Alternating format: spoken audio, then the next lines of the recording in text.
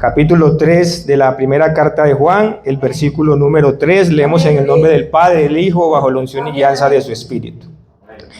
Leemos unánimes, dice la palabra de Dios, y todo aquel que tiene esta esperanza en Él, se purifica a sí mismo, así como Él es puro.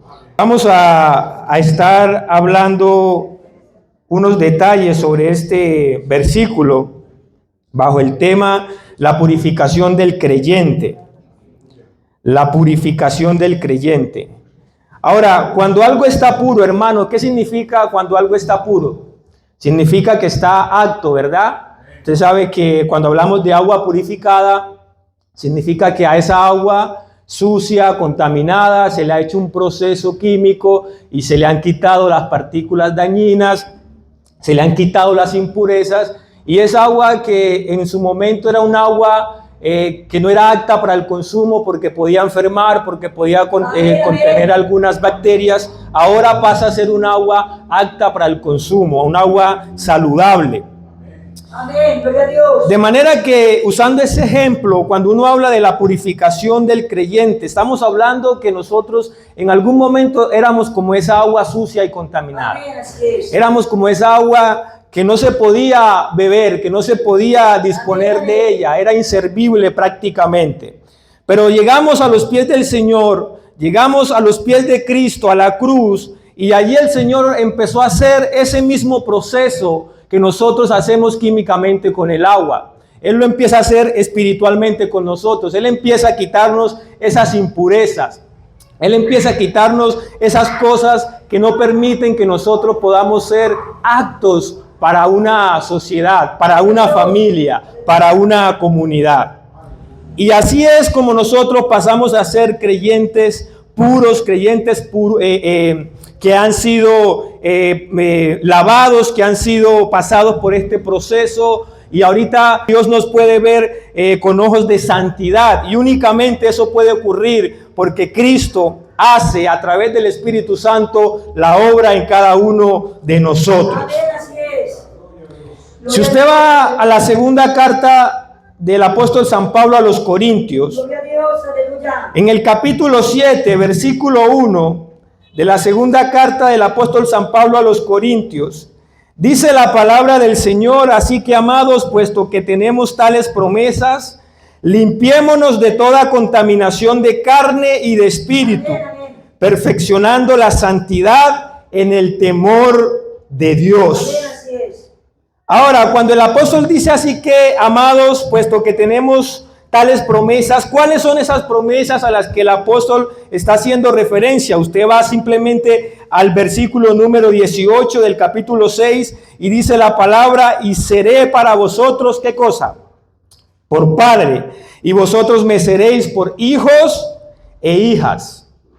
Ahora, bajo esa connotación, dice el apóstol San Pablo: así que, hermanos, teniendo tales promesas, esa promesa de que Dios quiere, desea, anhela que nosotros seamos hijos e hijas de Él.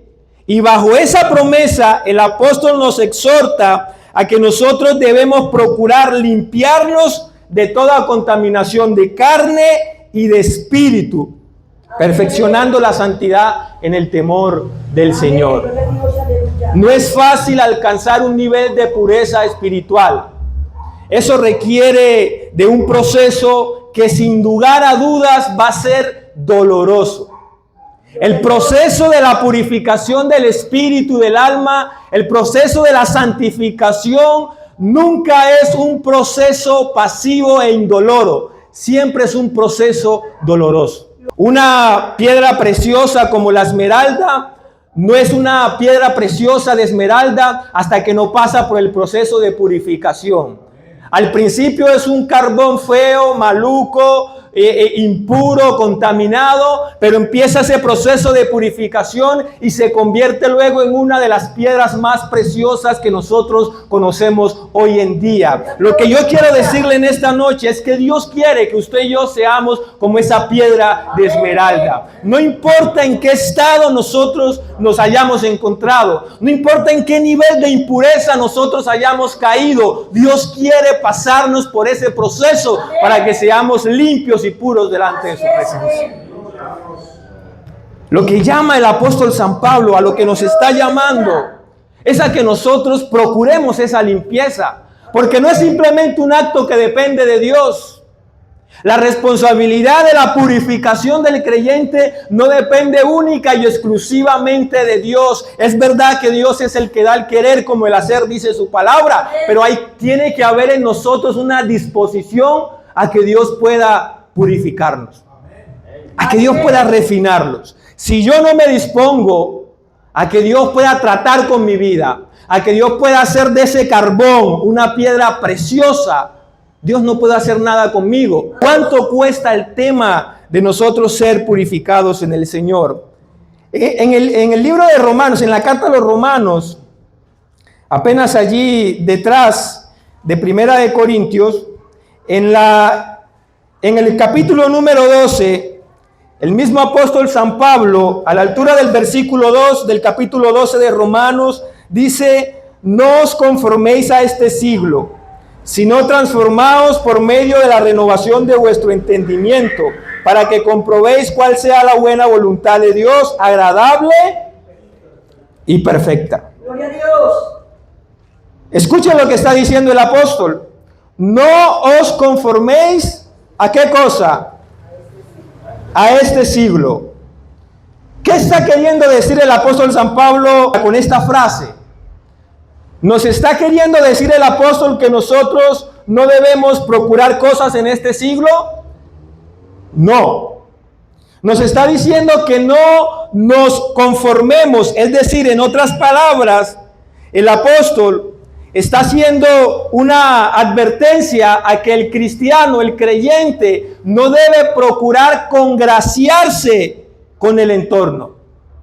Porque muchas veces nosotros, por congraciarnos con el entorno, terminamos llenándonos de impureza y pudredumbre. A veces por encajar en un grupo, incluso a veces por encajar en nuestra propia familia, terminamos atentando en contra de los principios bíblicos. Y el apóstol dice: no se sometan a congraciarse con sus entornos.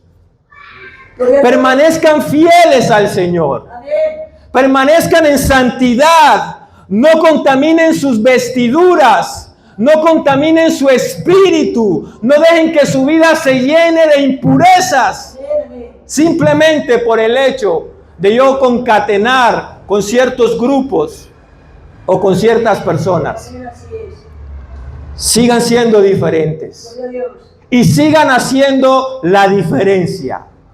En el Salmo capítulo 51, un salmo que usted conoce muy bien seguramente, porque lo escribió el rey David en un momento en el que él había acabado de cometer probablemente uno de sus pecados más terribles en su vida, el acto de haber mandado a matar a Urías el Eteo y haberse quedado con su esposa Betsabé.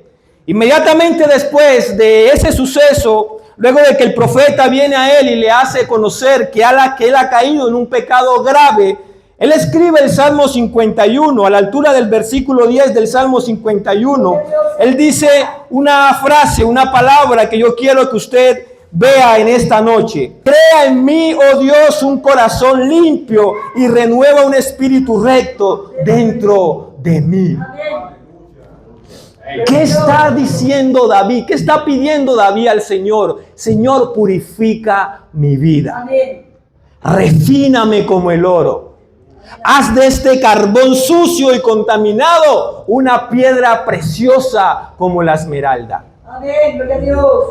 La pregunta que tenemos nosotros que hacernos es: ¿cuántas veces nosotros le hemos dicho al Señor: que nos limpie, que nos purifique, que nos santifique. ¿Y cuántas veces nos hemos dispuesto nosotros a permitir que el Señor realice esa obra de purificación? Porque muchas veces nosotros pedimos al Señor que nos santifique, y cuando el Señor nos empieza a hacer arder en el fuego de la prueba, entonces flaqueamos y vamos atrás y resulta que ya no queremos ser santos.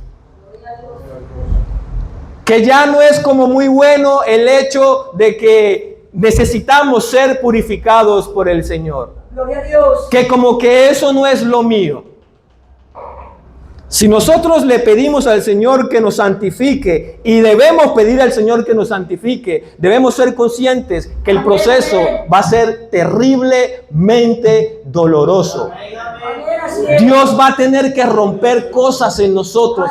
Hay fibras dentro nuestro que Dios va a tener que rasgar. Ese hombre viejo, Dios va a tener que cogerlo y romperlo por completo. Y eso va a doler. Porque en ese proceso usted va a tener que dejar personas en el camino que no le convienen. Usted va a tener que abandonar prácticas de su vida que no le convienen. Usted va a tener que dejar de hacer cosas que le gustan, pero que no le convienen. Así es. Y esas cosas duelen. Esas cosas hieren. Pero es necesario que eso pase. Es necesario que eso ocurra para que haya realmente una sana y correcta purificación. Y créame, vale la pena ser santificados y purificados por el Señor.